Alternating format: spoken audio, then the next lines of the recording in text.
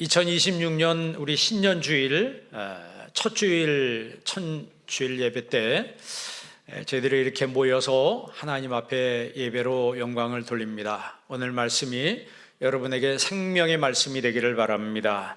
올해 표어가 오직 성령으로 충만함을 받으라. 한번 따라합시다. 오직 성령으로. 충만보다 먼저가 뭐냐면 오직 성령으로. 그러니까 신앙생활은요, 성령으로 하는 겁니다. 성령으로 하는 거예요. 내가 하나님 앞에 와서 이만큼 드렸으니까 하나님 나에게 10배, 100배는 더 줘야 되고, 내가 하나님 앞에 이만큼 했으니까 하나님은 더 큰 거 나한테 줘야 되고, 그렇게 생각하면 거래죠. 신앙생활은 거래가 아니고 하나님과의 관계입니다. 디카이오시네라고 하는 그 의라고 하는 거 있죠. 아브라함이 하나님을 믿음에 하나님이 그 믿음을 의로 여기셨다.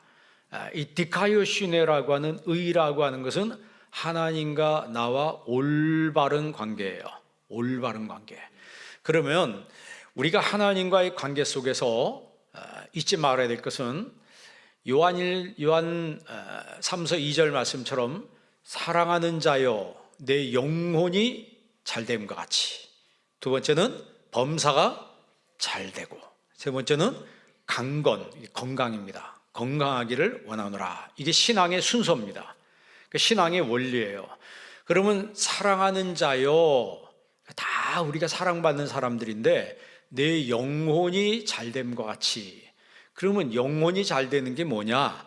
여러분, 어떻게 해야지 영혼이 잘 되는 건가? 성령 충만해야 합니다. 성령의 인도하심을 받을 때 우리 영혼이 더 풍성해지고, 내 영혼이 더 윤택해지고, 내 영혼이 살찌고, 내 영혼이 기름지고, 내 영혼이 정말 모든 면에서 아름다워진다. 아름다워진다. 영혼이 잘 돼야 돼요. 순서가 그렇습니다. 그 다음에 그렇게 됐을 때 하나님이 범사도 책임져 주시는 거야. 그리고 이어서 건강도 주십니다. 그런데 우리는 거꾸로 하죠. 건강이 첫째고, 두 번째가 범사가 잘 돼야 되고, 그리고 세 번째 시간 나면 교회나 가볼까 이렇게 생각한다고. 이 신앙이 그러니까 안 되는 거예요. 교회 오래 다녀도 신앙이 제대로 안 되는 분들 특징을 보면 신앙생활을 거꾸로 해서 그래요. 순서를 똑바로 잡아야 돼요. 여러분, 관공서에 가서도 순서를 안 지키면 내가 원하는 게 안 나옵니다. 세상에 나가서도 질서를 지켜야 되고 순서를 지킬 때 거기서 원하는 답이 나오는 거예요. 신앙생활도 질서가 있고 순서가 있습니다. 원리가 있는 거예요. 여러분, 수학 공식을 풀어가는데 공식이 틀렸어. 그런데 계속 풀어. 답이 나왔어요. 맞아요, 틀려요? 틀리죠, 당연히. 공식이 틀린데 답이 맞는 경우는 없습니다. 공식이 맞아야지 답이 맞는 거예요. 신앙생활이 그와 똑같은 겁니다. 그러면 나를 바꿔야 되겠어요? 말씀을 바꿔야 되겠어요? 나를 바꿔야죠. 여러분, 우리가 한국에 요즘에 그 K푸드인지 뭐 K컬처라든지 K팝이든지 하여튼 K자만 들어가면 그렇게 세계에서 난리랍니다. 그래서 말씀드린 것처럼 K everything, K 하면 모든 것들이 다 인기가 있다는 거예요. 그 중에서도 유명한 이 K푸드라고 하는 게 이 프랑스의 이제 파리지앵 이 사람들이 한국 음식에 눈을 떴대요. 그것도 뭐에 눈을 떴냐면 퍼멘테이션이라고 하는 발효 음식에 눈을 떴대요. 그래서 발효자만 들어가면 그냥 불티나게 팔린답니다. 도시락이고 음식이고, 늦게 가면 그냥 다 없어져 버린다는 게, 재료가 다 떨어졌다고. 그 정도로 우리나라의 이 발효 음식이 굉장히 세계적으로, 뉴욕도 그렇고 그렇게 인기랍니다. 그러니까 외국 사람들이 한국 음식에 이제 눈을 뜬 거예요. 그런데 그 발효라고 하는 것은 그 원재료가 있는데 그 원재료가 변하는 거죠. 원재료가 변하는 거예요. 원재료가 나는 안 변할래 하고 끝까지 고집을 한다면 발효가 일어나지 않습니다. 그 원재료가 변화의 과정을 거쳐서 건강한 음식이 되고 오래가는 음식이 되고 값비싼 음식으로 바꿔지는 거예요. 우리 신앙생활도 마찬가지입니다. 과거에 난 바뀌지 않을래, 난 변하지 않을 거야, 나한테 복만 줘, 그런 태도로 간다면 아무런 일도 일어나지 않습니다. 우리가 어떤 회사에 들어갈 때도 그 회사에서 요구하는 조건이 있습니다. 거기에 맞춰서 나를 바꾸어 갈 때 이 사람은 그래도 거기서 잘 나가거나 성공할 가능성이 있습니다. 나를 바꾸지 않고 나는 그냥 있을래, 회사가 나한테 맞춰줘, 이렇게 간다면 그 사람은 거기 오래 버티지 못할 거예요. 여러분, 우리가 신앙생활이라고 하는 것은 세상 충만이 아니고 성령 충만이에요. 세상 충만. 이게 무슨 얘기냐면 내가 변해야 되는 거예요. 여러분 안에 충만이라고 하는데 다른 것들로 채워져 있다면 이제 올해 새로 시작되는데 마음속에 있는 거 다 비우시기를 바랍니다. 정말 더럽고 누추하고 하나님과 관계없는 것들을 다 비우세요. 다 비우고 성령 충만, 주님이 원하시는 걸로 것으로 나를 채울 때 정말 그 사람에게서 진정한 변화의 역사가 시작될 겁니다. 우리는 몸을 가지고 있기 때문에 항상 무엇을 먹을까, 무엇을 마실까, 무엇을 입을까, 얼마큼 벌어야 되냐, 이런 문제에 붙들려 삽니다. 그런데 성경은 그런 관심을 가지고 나온 나에게 성령 충만을 받아라, 이렇게 말씀하는 거예요. 이게 좀 안 맞는 것 같잖아요, 그죠? 나는 내가 세상에 원하는 게 있고 내가 소원하는 게 있고 하고 싶은 게 있고 뭐 이런데 주님 앞에 와서 말씀 듣는데 너 그런 거 다 버리고 그런 거 신경 쓰기 이전에 먼저 너희 심령의 그릇 속에 하나님의 영으로 충만함을 받으라는 거예요. 그러니까 일이 잘 되느냐 안 되느냐가 먼저가 아니고, 잘 사느냐 못 사느냐가 먼저가 아니고, 먼저 성령 충만해야 된다는 거예요. 이게 신앙의 원리라고 하는 거예요. 그러면 성령은 누구인가? 성령은 하나님의 영입니다. 그러니까 거룩한 영 성령이라고 그러잖아요. 창세기 1장 2절에 보면 하나님의 영이 수면 위를 운행하시니라 그랬어요. 하나님의 영을 루아흐 엘로힘이라고 그래요. 루아흐란 말은 영이란 뜻이고 엘로힘은 하나님이란 뜻이에요. 하나님의 영이 수면 위를 운행하신다. 운행한다는 말은 라하프라고 해서 하나님의 영이 우주를 이렇게 품고 있다는 거죠. 암탉이 새끼를 품는 것처럼 하나님이 우리를 품고 있다라고 하는 거예요. 우리는 모르지만 우리의 삶은 하나님이 품으시는 세계 안에 있다라고 하는 것을 우리가 아는 거예요. 그러니까 신앙생활은 제가 늘 이야기하지만 아는 사람과 모르는 사람이 있을 뿐이라 그랬어요. 하나님의 세계에 대해서 눈을 뜨고 알아갈 때 그때 기쁨이 있는 거예요. 그때 기쁨이 있는 거예요. 이 땅에서 우리가 신앙생활을 하다가 하나님의 부르심을 받아요. 하나님의 부르심을 받는데 여러분, 우리가 성령 하나님이 내가 사는 날 동안에 나를 도와주신다 그랬어요. 우리가 성령을 보혜사라고 하죠.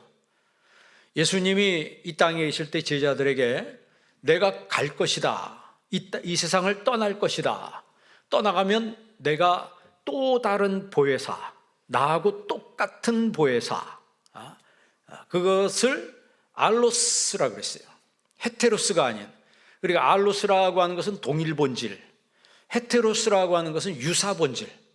유사 본질이 아니고, 유사 본질이 뭐예요? 짝퉁이죠. 똑같은 여러분 제품이 있어도 정품이 있고 짝퉁이 있다고 그런 얘기를 많이 합니다. 어떤 곳에서는 계속 짝퉁을 만들어내가지고 사람들한테 팔아요. 사람들이 진품인지 가품인지 참 헷갈린다고 말합니다. 그런데 예수님이 말씀하시길 나와 똑같은 영이 너희에게 다시 오실 거다. 그분이 파라클리토스, 보혜사라는 분이에요. 그 보혜사 성령이 너희에게 오면 영원토록 너희를 떠나지 않는다는 거예요. 이게 신앙의 원리입니다. 보혜사 성령이 내게 오셔서, 믿음을 가진 내게 성령이 오셔서 나를 떠나지 않는다 그랬어요. 그 보혜사는 네 가지 뜻이 있다 그랬습니다. 첫째는 헬퍼, 돕는 분이라고 그랬어요. 두 번째는 컴포터, 나를 위로하는 분이라고 그랬어요. 세 번째는 카운슬러, 나를 상담하시는 분이라고 그랬어요. 네 번째는 애드버킷, 나의 변호자가 된다 그랬어요. 그러니까 여러분 삶에서 여러분에게 여러분 인생에 도움이 필요해요, 안 필요해요? 필요해요? 그러면 여러분 진정으로 돕는 분이 성령님이십니다. 나를 돕는 분이라는 사실을 성령께서 이미 고지하셨어요. 너를 돕는 분이 너와 함께 하신다는 것을 이미 고지하셨어요. 그러면 그 사실을 믿고 나아갈 때 진정으로 성령 하나님이 나를 도와주시는 거예요. 헬퍼가 되는 거예요. 요즘 세상에 여러분 누구 찾아가서 날 도와주세요 그러면 도와줍니까? 어디 찾아가서 나와 계약해 주세요 그러면 계약해 줍니까? 누가 날 도와줍니까? 여러분, 성경에 하나님이 성령을 통해서 너를 돕는다고 말씀했어요. 그러니까 이 세상은요, 우리 눈에 보이는 것이 다인 것 같지만 절대 그렇지 않습니다. 어떤 사람은 내 눈에 봐야지만 믿겠다 뭐 이렇게 얘기하는데 보이는 것보다 안 보이는 게 더 많아요. 전파가 보여요, 안 보여요? 있어요, 없어요? 바람이 보여요, 안 보여요? 바람이 안 보여요. 있어요, 없어요? 있습니다. 나뭇가지 흔들리는 거 보니까 바람이 있는 거고, 틀으니까 전파에 방송이 나오는 거 보니까 전파가 있는 거예요. 눈에 안 보인다고 없다고 말하는 사람은 눈깔 가지고 사는 사람이라고 그랬어요. 우리는 눈을 가지고 살아야 돼요. 영안이 열려야 돼요. 눈깔 가지고 봐야지만 믿겠다, 그처럼 어리석은 사람은 없는 거예요. 여러분, 제가 어떤 그 영상에 보니까 어떤 할머니가 돌아가시는데 딸이 옆에서 그 병실에서 옆에 있는데 그 할머니가 지금 교회에서 그 찬양대가 성가대가 와서 밤새도록 노래를 불러줘서 얼마나 내가 기분이 좋은지 모르겠다고. 그런데 딸은 밤새도록 둘밖에 없었거든, 엄마하고 자기하고. 그런데 도대체 누가 불러냐? 아니, 교회 찬양대가 와서 찬양을 부르고 있잖아, 지금도 봐봐, 한번 불러보라고 그랬더니 이 부르는 거예요. 찬양을 부르는 거예요. 이 할머니가 임종전인데 그러면서 뭐라 그러냐면, 지금 저기 찬양대, 여자 찬양대가 지금 찬양을 막 부르고 있잖아, 불러보라니까 그 찬양을 부르는 거예요. 주님을 사랑하는 사람들을 우리 예수님이 그를 사랑하시네 라는 그 찬양이, 저도 처음 들어본 찬양인데 그 찬양을 이 할머니가 이 중환자실에서 그걸 부르고 있는 거예요. 떠듬떠듬. 그게 무슨 얘기예요? 천사가 와서 지금 찬양을 부르고 있는 거죠. 천사가 와서 찬양을 부르는데 딸의 눈엔 안 보여요. 왜? 눈깔 가지고 사니까. 근데 이 할머니는 이제 천국 막 들어가기 직전이기 때문에 영안이 열린 거예요. 영안이 열렸어요. 영안이 열리니까 천사들이 보이는 겁니다. 여러분, 신앙생활은 눈 가지고 사는 게 아니고 내 영혼으로 하는 거예요. 영혼으로 하는 거라고. 그래서 사랑하는 자여, 내 영혼이 잘됨과 같이 진정한 나는 내 영혼이 납니다. 이 몸뚱이가 나가 아니고. 이 몸뚱이는 시한부 존재라 그랬어요. 시한부 존재라서 착각착각 시간이 가다가 어느 순간에 딱 육체의 시계가 멈추는 순간에 너는 흙이니 흙에서 왔으니까 흙으로 돌아갈지니라. 성경 말씀하잖아요. 땅속으로 들어가는 거예요. 그러나 영혼은 몸을 떠나는 거예요. 몸을 떠나서 천국을 가든지 지옥을 가든지 둘 중에 한 곳 갑니다. 여러분 천국 가는 성도 되기 바랍니다. 이거 하나만큼은 명확하게 잡고 시작해야지. 자기가 어디 갈 줄도 모르고. 여러분, 세상에 아무리 떵떵거리고 세상에 부자고 학식이 많아도 하나님을 모르면 자기가 어디서 왔는지를 몰라요. 왜 샀는지도 모릅니다. 여러분, 왜 살아요? 왜 삽니까? 자식 키우기 위해 삽니까? 그건 안 믿는 불신자들도 다 그렇게 사는 거예요. 성공하기 위해서 살아요. 불신자들도 다 성공하기 위해 삽니다. 왜 사는지 모르는 거예요. 그런데 우리 예수 믿는 사람들은 왜 사는지를 아는 거예요. 그래서 아는 사람과 모르는 사람이 있다고 그러는 거예요. 그리고 죽은 다음에 어디 갈지를 알아요, 우리는. 여러분, 이 세상을 떠난 다음에 어디 갈지 알아요? 우리는 어디를 갈지 아는 사람이기 때문에 두렵지가 않은 거예요. 그래서 로마서 11장 36절 말씀처럼 만물이 주께로부터 나오고 주님으로 말미암고 주께로 돌아감이니라 그랬어요. 이 간단한 말씀에 삶의 진리가 거의 다 포함되어 있는 거예요. 그러면 성령이 뭐냐? 성령은 하나님의 영이에요. 그 하나님의 영이 이제 우리 가운데 오신다는 거예요. 오셔서 헬퍼, 나를 도와주신다는 거예요. 나를, 두 번째는 컴포터, 위로자가 되셔서 나를 위로해 주신다. 오늘 이 예배 나온 여러분들, 우리 하나님의 위로가 있기를 바랍니다. 하나님의 위로를 받은 사람들은요, 그 어떤 마음의 상처가 있어도 치유를 받습니다. 여러분, 사람들은요 다 이 마음속에 상처가 있다고 그래요. 그래, 내적 치유란 말을 많이 합니다. 그것은 기억 치유라고 그러죠. 어릴 때 부모로부터 상처받은 사람이 있고, 친척한테 상처받은 사람이 있고, 친구한테 상처받은 사람이 있고, 대부분 무엇으로 상처받냐면 말 때문에 상처받아요. 그래서 입술의 30초가 마음의 30년이라고 그러잖아요. 입술의 30초를 막 내뱉잖아요. 그 악한 말이 상대방의 마음속에 착상이 돼가지고 그 상처가 죽을 때까지 치료가 안 되는 거예요. 보통 상처를 누구한테 많이 받냐면 부모한테 상처를 많이 받는데요.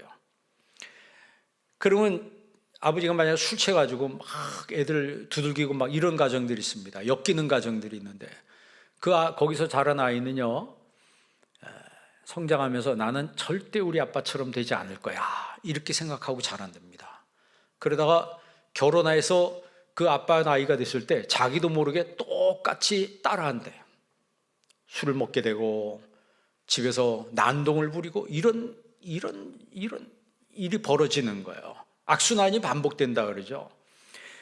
그러면 이게 어떻게 치유가 되냐?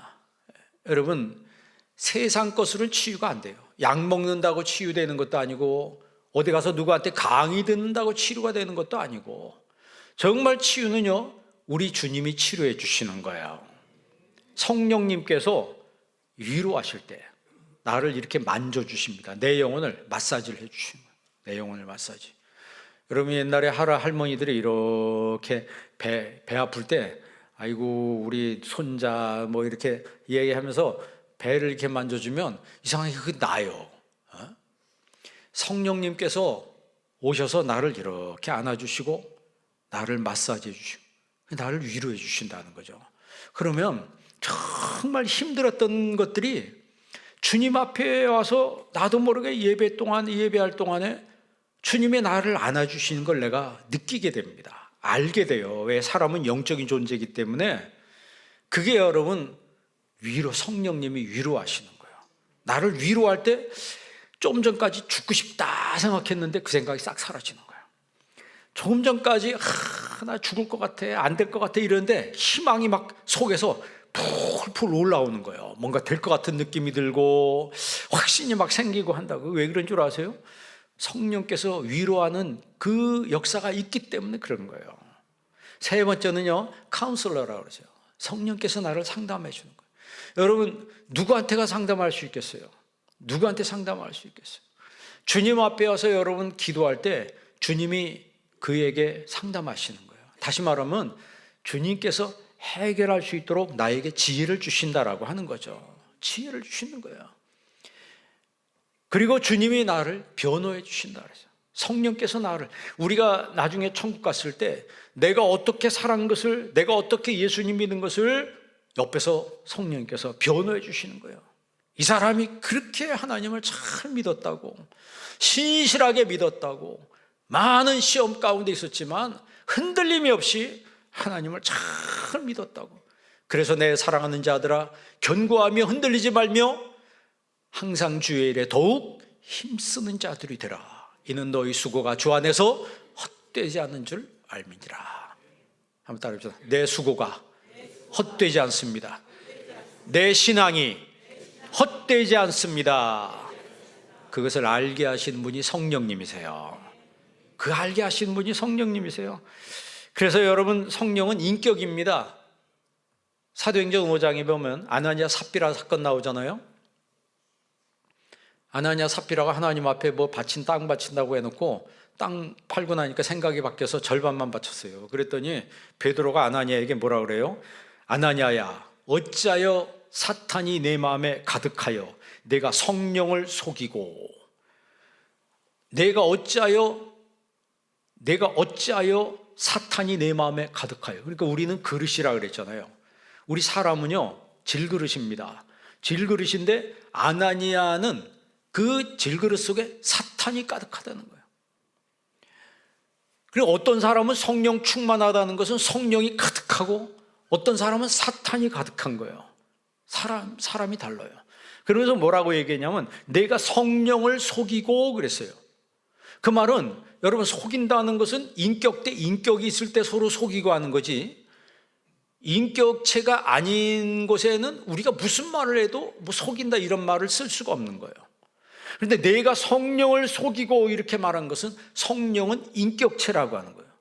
그러니까 여러분, 제가 종종 얘기하지만 사람을 만나고 대할 때 내가 그 사람을 존중하는 마음으로, 내가 이 사람을 정중하게 존경하는 마음으로 대하면 상대방이 알아요, 몰라요? 알죠. 왜? 인격을 가지고 있기 때문에. 그런데 내가 상대방을 무시해요. 말로 무시하고 행동으로 무시하고, 말은 하지 않는데 행동으로 무시하는 행동을 하면 상대방은 금방 눈치챕니다. 여러분 집안에 개가 여러분 좋아하는지 안 하는지 알아요, 몰라요? 개도 압니다. 주인이 나 좋아하는지 싫어하는지 개도 아는데, 사람이 모르겠어요? 여러분, 하나님은 인격을 가지고 있는 분이에요. 그래서 예배를 드릴 때도 인격의 하나님으로 알고 예배를 해야 합니다. 하나님이 안 보인다고 막 행동하면 안 됩니다. 우리는 사람을 내가 생각하는 만큼 예의를 갖춰요. 여러분이 만약에 대통령을 만나면 무슨 옷을 입고 갈 것 같아요? 내일 대통령 만납시다. 내일 뭐 총리가 만나고 장관이 만납시다 그러면 무슨 옷을 입고 갈 것 같아요? 근데 내일 동네 아저씨가 만나자 그러면 무슨 옷을 입고 갈 것 같아요? 우리 박정훈 목사님이라고 우리 총회에 있는 목사님인데 미국 영주권을 가지고 있는 것 같아요. 근데 주기적으로 영주권 갖고 있는 사람들은 미국에 주기적으로 가 있어야 된대요. 그런데 한국에서 오래 있다 보니까 깜빡 잊어버리고 못 간 거예요. 근데 요즘 같은 데는 영주권까지 가지고 있어도 그냥 가차 없이 그냥 잘라버린대요. 그냥 다 영주권이고 뭐 다 취소해 버린다고 그러더라고. 근데 이게 지나가지고 미국 들어가는데 기도를 많이 하고 있대. 그런데 이분은 항상 정장을 하고 다니거든. 정장을 하고 자기하고 똑같은 신부인 사람이 2명 있는데 같이 들어갔대. 그런데 그 목사님은 양복 입고 넥타이 메고 딱 정장을 하고 입국 심사장에 딱 들어가서 있는데 딱 얼굴 한번 보더니 이렇게 보더니 그냥 바로 도장 찍고 통과시켜 주더래. 근데 다음에 온 자기 친구니도 그 사람은 붙들려 가지고 1시간 이상 저기 안에 들어가서 조사받았다는 거예요. 이 사람이 자기가 내가 정말 하나님 앞에 내가 정중해야 되겠다, 이거 하나님이 아시는 거예요. 사람도 그런데 여러분이 만약에 1년에 그래도 세종문화회관이나 국립극장 같은 데 한번 가서 공연 같은 거 보시죠. 세종문화회관에 여러분이 10만 원짜리 20만 원짜리 티켓 끊고 가면 복장을 어떻게 하고 가요? 예? 제가 거기 가보니까 거기 공연이 비싼 공연일 땐 의복이 다 멋쟁이들만 와 있더라고. 다 그 음악에 격식에 맞는 복장을 하고 다 와 있어요. 왜냐하면 그 사람들은 벌써 그 음악이, 오늘 오페라든지 이런 음악이 어떤 음악인지 자기가 다 알고 온 거예요. 모르고 온 사람은 거기서 잡니다. 남이 준 티켓 가지고 온 사람들은 거기서 자요. 왜? 오페라 하는데 무슨 소리인지 모르니까 그냥 잔다고. 그런데 대부분 거기 온 사람들은 그 오페라든지 이 교향악 이걸 다 알고 오는 사람들이에요. 오랫동안 들었던. 그래서 어느 부분에서 어떻게 연주하고 온 거에 거기에 막 감동을 느끼고 그런 거거든요. 그러니까 그 음악회에 걸맞는 복장과 걸맞는 자세와 태도를 가지고 오는 거예요. 신앙생활도 저는 똑같다고 봅니다. 여러분이 하나님 앞에 나올 때 하나님을 내가 생각하는 마음이 있는 사람은 태도와 자세가 다른 거예요. 성령 하나님이 우리에게 오셔서 나를 도우시고 나를 위로하시고 나를 상담하시고 나를 변호하는 그분이라고 하는 것을 주님이 우리에게 말씀하셨어요. 이 성령을 너에게 보내준다. 그러니까 내 심령의 그릇 속에 성령으로 충만함을 받으라는 거예요. 성령 충만은 예전엔 제가 어렸을 때 신앙생활할 때 성령 충만하면 일단 소리를 질러야 된다 생각했어요. 막 주여를 부르고 막 소리를 질러야 되고 그리고 밤새도록 기도해야 되고 하여튼 시끄러워야지 이게 성령 충만이라고 생각했어요. 그런데 이제 신학을 공부하고 원문 성경을 보면서 이게 아니라고 하는 걸 이제 깨닫기 시작했습니다. 이 성령 충만이라고 하는 것은 그 성령께서 내 인격과 내 지성을 이 말씀으로 성령으로 나를 완전히 장악하는, 그래서 하나님 말씀과 하나님의 그 은혜가 내 심령, 내 인격과 지성을 완전히 장악을 하는 거예요. 그래서 내 모든 삶의 영역에서 그리스도의 성품이 나타내고 그 성품이 지속되는 상태, 이게 성령 충만이라는 거죠. 그래서 그 성품이 지속되는 게 바로 성령의 열매입니다. 성령의 열매. 그래서 여러분 성령 충만 받으면 뭐 뜨겁기도 합니다. 사람마다 달라요. 막 소리를 지르고 기도한 사람이 있고 조용하게 성령 충만 받는 사람도 있더라고. 제가 예전에 어디 순복음 기도원에 한번 갔는데, 여의도 순복음교회 예전에 청년 때 한번 갔는데, 어떤 분이 뒤에서 방언을 하는데, 저는 방언할 때 시끄럽게 크게 방언하는 게 그게 방언이라고 생각했는데, 그것만 방언이라고 생각했는데 아주 조용하게 방언을 하더라고. 그분 성격이 조용하신 분인가 봐요. 그 방언을 하거나 안 하거나 이게 중요한 게 아니고 하나님의 말씀과 하나님의 은혜가 내 인격과 내 영혼을 장악할 때, 그리고 그 장악하는 것이 지속될 때, 그때 나타나는 것이 뭐라고요? 성령의 열매라고 하는 거예요. 그래서 성령 충만하면 일단 하나님 사랑으로 충만한 거예요. 그것이 가정에서, 그것이 직장에서, 일터에서, 학교에서 사랑으로 나타나는 거예요. 그 다음에 기쁜 거예요. 교회 다니는 사람 이렇게 보니까 이상하게 기뻐. 직장에 와서도 참 웃는 얼굴이고 화난 얼굴이 아니고, 어제까지 화난 얼굴이었는데 교회 다니더니 사람 얼굴이 바뀌고 관상이 바뀌었다. 여러분, 예수 믿으면요 관상이 바뀝니다. 예수 믿으면 관상이 바뀌어요. 그리고 칙칙했던 사람도 환해지기 시작합니다. 사람이 바뀐다니까요. 그 왜 그러냐면 성령께서 그 안에서 역사하기 때문에 자기도 모르는 사이에 사람들이 보고 아는 거예요. 저 사람이 좀 달라졌다라고 하는 걸 알기 시작합니다. 그리고 세 번째가 뭐예요? 성령께서 역사할 때 평강으로 역사합니다. 항상 불안하고 초조하고 아주 그 사람이 신경질적으로 막 이런 사람이 있는데, 성령께서 그 안에 들어가고 예수 믿으면요 사람이 온화하게 바뀝니다. 왜? 마음에 평안이 있는 거예요. 마음에. 여러분이 평안한 사람 되기 바랍니다. 주님의 평안이 내 심령 가운데 있는 거예요. 그리고 오래 참음과, 그전까지는 오래 못 참았어. 그냥 조금만 누가 하나 건드리면 막 폭발하고, 차 운전하다 누가 조금만 끼어들면 그냥 안 비켜줘. 그냥 막 들이밀고. 그래서 누가 감히 내 앞에 들어오냐. 그 사람은요 내가 안 비켜줘도 들어오게 돼 있어요. 내 앞에 들어가든지 뒤에 들어가든지 껴든 사람은 반드시 껴듭니다. 그러면 기왕이면 누가 껴준 게 좋아요? 그래도 내 앞에 들어오는 거 못 견뎌요? 그냥 껴줘요. 그냥 들어오겠다는데 어떻게. 일부러 그런 사람도 있지만 길을 잘못 들어서 또 끼어드는 사람이 있다고.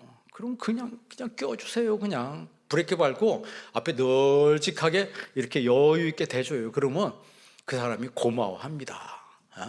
서로 신경질 내면서 그렇게 가는 게 낫어요? 여유 있게 이렇게 비켜주면서 널찍하게 들어가세요. 이게 좋아요. 예? 성령이 역사하시면 나도 모르는 사이에 인내할 줄 아는 사람이 되는 거예요. 참을 줄 아는 사람이 되는 거예요. 자비로운 사람이 된다 그랬어요. 자비로운 사람. 아주 인색한 사람도요 성령님께서 역사하면 자비로운 사람이 되는 거예요. 양선, 착한 착한 사람이 되는 거예요. 여러분, 초대교회 일꾼들 특징이 뭐예요? 착하고 충성돼. 예수님이 인정할 때도 착하고 충성이 먼저가 아니에요. 착함이라고 하는 것은 그 사람의 진료, 그 품성이라고 하는 거예요. 나도 모르게 성령님께서 터치하면 아주 고약한 사람도요, 착한 사람으로 사람이 바뀝니다. 사람이 바뀌어요. 이거는 맞는 얘기라니까요. 오래 참음과 자비와 양성과 그 다음에 뭐예요? 충성스러운 사람이 되고, 온유, 그 다음에 온유한 사람이 되고. 온유라고 하는 게 그냥 부드러운 게 아니고 그 말에 고삐를 다는 거예요. 절제할 줄 아는 거예요. 자기를 잘 참을 줄 아는. 이렇게 다시 말하면 셀프 컨트롤이라고 보면 돼요. 셀프 컨트롤. 그 다음에 절제. 절제가 뭐가 절제라고 그랬어요? 하고 싶은 것을 하지 않는 것이 절제예요. 내가 막 욕하고 싶은데 하지 않는 거예요. 내가 속에서 막 끓어오르는 마음이 있는데 이걸 내가 입으로 확 내뱉어야 되는데 사실 그걸 내뱉으면 그때부터 그 사람 관계는 심각해지는 거예요. 직장에서 만약에 여러분들이 하고 싶은 말 그대로 다 내뱉어 봐요. 그거 버틸 수 있겠어요? 감당할 수 있겠어요? 내가 중요한 일을 하는 사람인데 내가 기분 나쁘다고 그 사람한테 내 속에 있는 말 다 그냥 발설하면 그는 관계가 다 끊어지는 거예요. 그래서 성령의 마지막 열매가 뭐냐면 절제입니다. 절제가 뭐라고요? 한번 따라해보시죠. 하고 싶은 것을 하지 않는 겁니다. 이거는 부부 사이도 마찬가지예요. 하고 싶은 말이 얼마나 많아요. 여러분, 모든 전쟁은요, 가까운 사람하고 하는 거예요. 국가도 가까운 나라하고 전쟁하는 거예요. 여러분, 캄보디아하고 여러분 태국하고 전쟁하는 거 봐요. 붙어있는 나라하고 전쟁합니다. 우크라이나하고 여러분 러시아하고 전쟁하는 거 봐요. 붙어있는 나라하고 전쟁합니다. 우리나라하고 북한은 왜 전쟁이 일어났어요? 붙어있기 때문에 전쟁하는 거예요. 부부는 왜 싸웁니까? 붙어있으니까 싸우는 거예요. 붙어있지 않은 거 멀리 떨어져 있으면 싸울 일이 없어요. 우리나라하고 칠레하고 싸울 일이 있어요, 없어요? 싸울 일이 없습니다. 우리나라하고 멕시코하고 싸울 일이 뭐가 있어요? 떨어져 있기 때문에. 붙어있으면 싸우는 거예요. 역사적으로 그렇다니까요. 그런데 성령께서 역사하시면 절제할 줄 알게 돼요. 절제할 줄 알게 돼요. 그리고 온유한 사람, 여러분, 그게 성령의 능력입니다. 성령 충만이라고 하는 것이 우리가 주여 기도하고 막 뜨겁게 기도하는 것도 있어요. 그거 할 때 우리의 심령이 뜨거워지기도 해야 돼. 뜨거워지기도 해야 돼. 그런데 그것에서 끝나면 그냥 현상으로 끝나는 거고, 실제로 성령 충만은 생활 속에서 나타나야 되는 거예요. 여러분, 가정에서, 직장에서, 학교에서, 일터에서 내가 성령의 사람이라고 하는 것이 이게 드러나는 거라고요. 그래서 여러분, 내 삶의 에너지는 성령 충만이 돼야 되는 거예요. 성령이 에너지가 아니고 성령은 하나님이세요. 그런데 성령께서 내 심령 가운데 임하실 때 내 삶의 동력이 어딘가 생기나, 막 동력이 생겨요. 여러분, 사도행전 1장 18절 한번 1장 8절 한번 읽어볼래요? 다 같이 한번 읽습니다. 오직 성령이 너희에게 마시면 너희가 권능을 받고 예루살렘과 온 유대와 사마리아와 땅끝까지 이르러 내 증인이 되리라 하시니라. 아멘. 우리가 잘 아는 유명한 말씀이죠. 오직 성령이 너희에게 임하시면. 자, 올해 표가 뭐라고요? 오직 성령으로. 여기서는 오직 성령이. 그러니까 여러분, 다른 것이 아니고 성령이 임하시면 여러분에게 성령이 임하는 은혜가 있기를 바랍니다. 성령님이 오셔서 나를 장악하시고, 성령이 오셔서 나를 지배하시고, 성령이 오셔서 나를 통치하시고, 성령이 오셔서 나를 다스릴 때 변화의 역사가 일어나는 거예요. 변화가.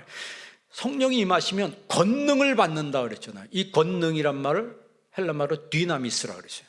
이 디나미스란 말은 영어에, 여러분, 다이너마이트, 다이나믹이라는 표현을 많이 쓰죠. 다이나믹하다. 이게 여러분 헬라어에서 나온 말입니다. 디나미스에서 나온 말이에요. 권능.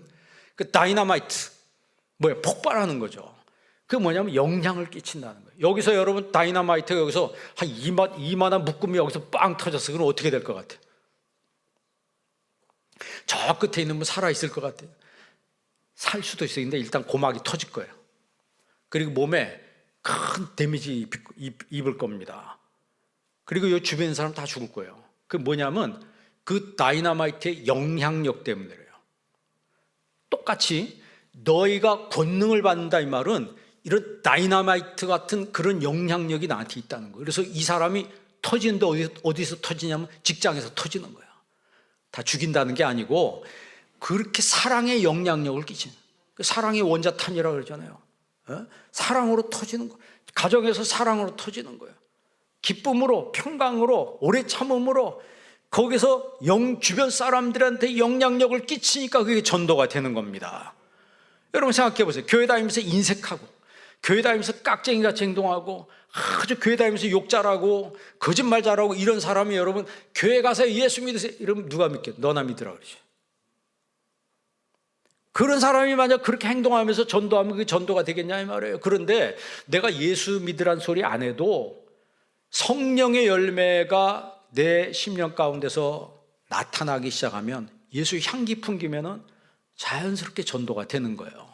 예루살렘과 온 유대와 사마리아와 땅끝까지 이르러 내 증인이 되리라 그랬어요. 그러니까 여러분 우리가 사람이 물질이 많아도 성령 충만하지 않으면 그 물질이 나하고 아무런 상관이 없습니다. 뭐 맛있는 거 먹고 내가 뭐 좋은 데 놀러 다니고 그게 뭐 어쨌다는 거예요. 여러분 사람이 많아도 성령 충만하지 않으면 무리에 불과한 거예요. 무리에 불과해요. 오클로스에 불과한 겁니다. 예수님은 무리가 되지 말고 제자가 되라고 말씀했어요. 그러니까 똑같은 사람인데 그냥 많은 무리 중에 한 명이야. 그게 아니고 정말 주님이 인정하는 제자로서의 삶을 살아야 된다라고 하는 거예요. 그러려면 성령으로 충만해야 합니다. 성령으로 충만해.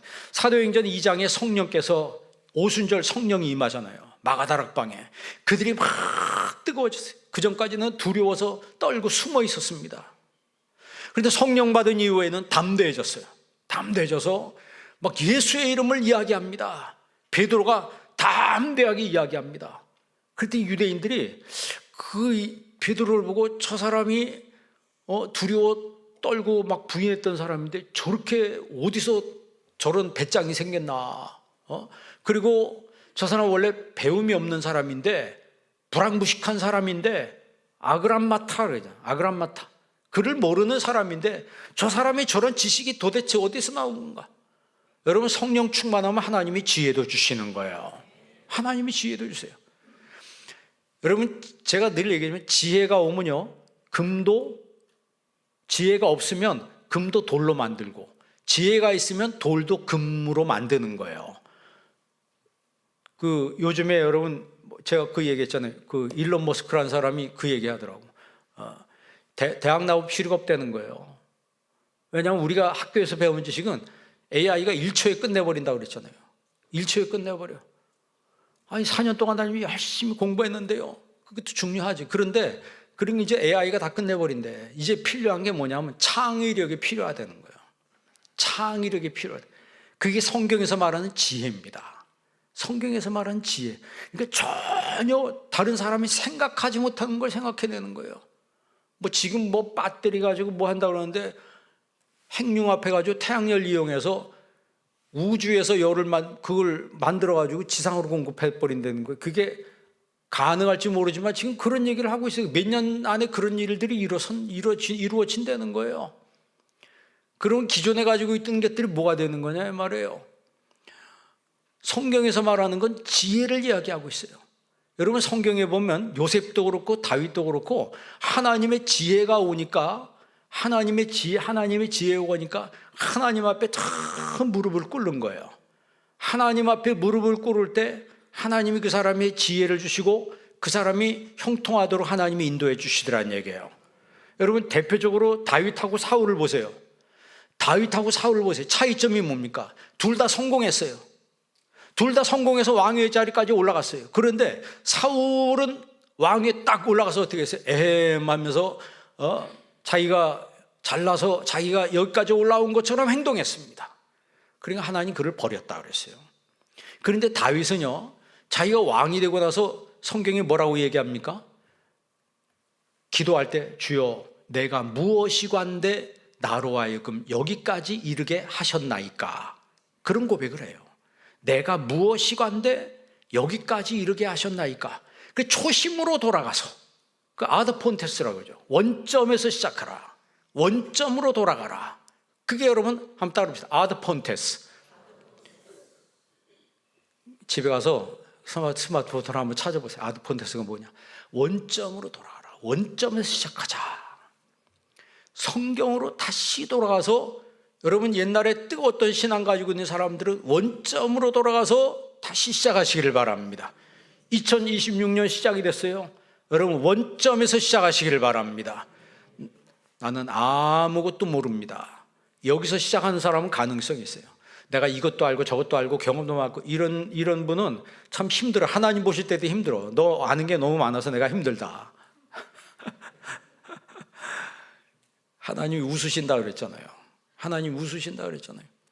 다윗은 자기가 최고의 권력자의 위치에 딱 올라가서도 하나님 앞에 납죽 엎드려 기도하고 하나님 앞에 회개하며 하나님을 찬양하는데, 국가 단위로 하나님을 찬양하잖아요. 수백 명, 수천 명 모여서 하나님을 찬양하도록 조직을 합니다. 하나님이 그걸 좋아하신 거예요. 그래서 여러분, 다윗은 늙어 죽을 때까지 부하고 존귀하였더라 그랬잖아요. 누가 그렇게 할 수 있겠어요? 우리나라는 부자 되면 욕 많이 얻어먹고, 왜냐하면 우리나라는 경제 속도가 너무 빨리 발전한 만큼 사람들의 어떤 그런 인식이 거기까지 따라오질 못했대요. 뭐 괜찮은 분도 있지만, 그래서 어떤 면에서는 부족한 면이 굉장히 많다는 그런 이야기를 합니다. 너무 빨리 발전해서. 여러분, 우리 예수 믿는 사람들은요, 하나님의 성령으로 충만할 때 하나님이 우리의 빈 그릇 속에 하나님의 은혜로 사랑으로 풍성하게 채워주시는 거예요.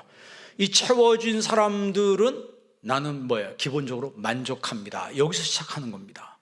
만족한다고 해서 내가 뭐 돈이 많은 것도 아니고 내가 뭔가 일이 뭐 잘 되는 것도 아니에요. 그런데 일단 내가 만족하는 거예요. 왜? 하나님과의 관계가 바로 됐으니까. 이게 중요한 거예요. 아브라함이 하나님을 믿으니 하나님이 그 믿음을 뭐로 여기셨다? 의로 여기셨다 그랬어요. 하나님이 여러분의 믿음을 의로 여기시는 은혜가 있기를 바랍니다. 그래서 여러분 이제 시작을 해야 되는데 다음 주 이어서 하겠습니다. 5장 17절 한번 읽어볼래요? 다 같이 한번 읽습니다. 그러므로 어리석은 자가 되지 말고 오직 주의 뜻이 무엇인가 이해하라 그랬어요. 주님의 뜻이 있는데 그걸 이해를 하라는 거예요. 그 이해한다는 게 뭐냐? 이게 단순한 이해가 아니고 이 퍼즐을 이해하고 전체를 맞춰가는 것처럼 의미를 깨닫는 인사이트, 통찰력을 말하는 거예요. 그러니까 주의 뜻이 무엇인지 이해하라. 이해한다는 걸 쉬니엠이라고 그래요. 영어로 번역하면 인사이트라고 번역하면 됩니다. 쉽게.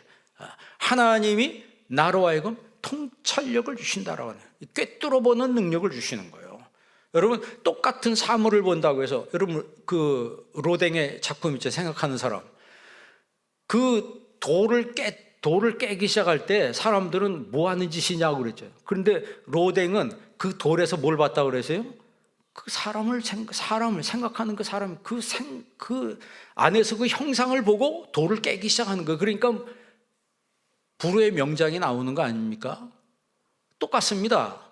지금도 똑같은 거예요. 똑같은 사물을 봐도 믿음으로 생각하는 사람과 그렇지 않은 사람과 다르다라고 하는 거죠. 술 취하지 말라, 이는 방탕한 것이니 오직 성령의 충만함을 받으라고 했어요. 여러분, 술 취하는 거하고 성령 충만한 거하고 비교를 했어요. 그러면 여러분, 술 취하면 사람이 어떻게 변해요? 좋은 쪽으로 변해요? 안 좋은 쪽으로 변해요? 한번 자셔보는가 봐요. 술 취하면 사람이 안 좋은 쪽으로 변합니다. 근데 좋은 쪽으로 변한 경우도 있긴 있어요. 조금 들어가면 사람이 후해지더라고. 막 주머니가 막 열리고 막 지갑이 열리고 막 그래요. 근데 문제는 이제 더 들어가서 문제지. 더 들어가. 탈무드에 나오잖아요.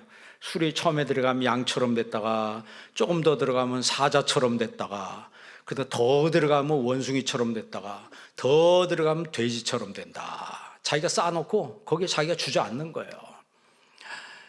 이 술의 폐. 그래 제가 경찰서를 이렇게 다니다 보면 그 수사한 분들하고 이제 이야기할 때가 있는데, 그럼 술 먹고 범죄하는 경우가 얼마나 되냐 그랬더니 굉장히 많다는 거예요.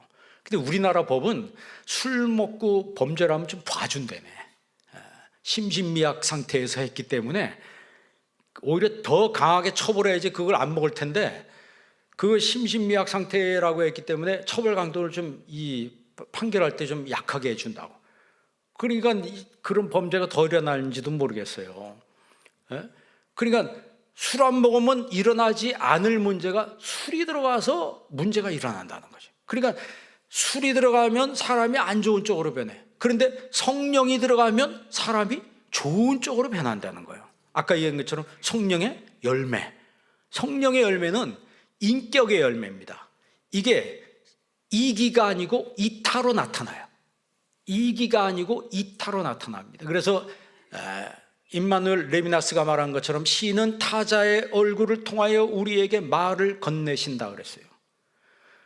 너희는 모든 것 주께 하듯 하라 그랬어요. 여러분 월요일 날 만나는 사람을 주님 만나는 것처럼 만나시기 바랍니다. 왜냐하면 저는 그 레비나스의 말이 틀리지 않다고 봐요. 시는 타자의 얼굴을 통하여 우리에게 말을 건네신다라고 했어요. 그러니까 어느 곳에 누굴 만나든지 거기서 하나님 주님께서 그 자리에 임재하고 있다는 코람데오의 그런 신앙을 가지고 살면 우리가 더 경건한 삶을 살 수 있고 더 조심스럽고 더 풍성한 삶을 살 수 있게 되는 거예요. 그런데 술 취하지 말라. 이는 뭐한 것이니? 방탕한 것이니. 방탕. 탕자가 집을 나갔을 때 허랑방탕하였더라. 누가복음 15장 13절에 보면요 이렇게 써 있습니다. 둘째 아들이 그 재물을 다 모아가지고 먼 나라에 가서 뭐하여?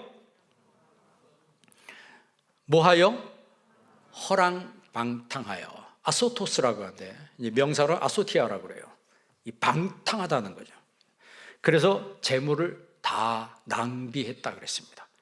그러니까 술이 들어가면 결국에는 내 삶을 낭비하게 되고 내 삶을 망가뜨리는 그런 일을 하게 되는 거예요.